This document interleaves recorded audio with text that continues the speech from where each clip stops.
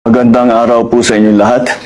Ito po ay isa pang report na aking ginagawa upang malaman ng taong bayan kung ano na ang nangyayari tungkol sa mga flood control na kaso na naging iskandalo. At kung ano ang mga ating nagawa upang mapanagot ang mga may kagagawan nito. Kaya nais kong i-report na ang ombudsman nagpormal ng naghain ng kaso laban kina Saldico at iba pang 17 individual batay sa mga ebidensyang iniakyat ng ICI at saka ng DPWH.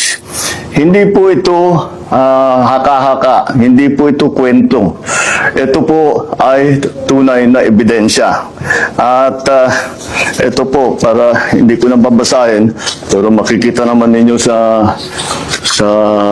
phone ninyo, ito yung listahan ng may arrest warrant na. At ang susunod na hakbang, ay wala nang paligoy-ligoy pa, ang ating mga otoridad ay siyempre papatupad na nila itong mga arrest warrant na ito.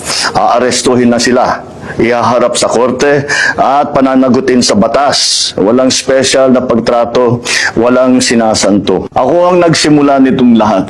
Ako ang magtatapos. Kaya't asahan po ninyo na wala pong tigil itong aming ginagawa. At kahit na parang napakatagal ang dumaan na panahon, ako'y nagpapasalamat sa pasensya ng ating mga kababayan. Ngunit nagbunga na ng resulta ang mga pasensya ninyo. Maraming salamat po.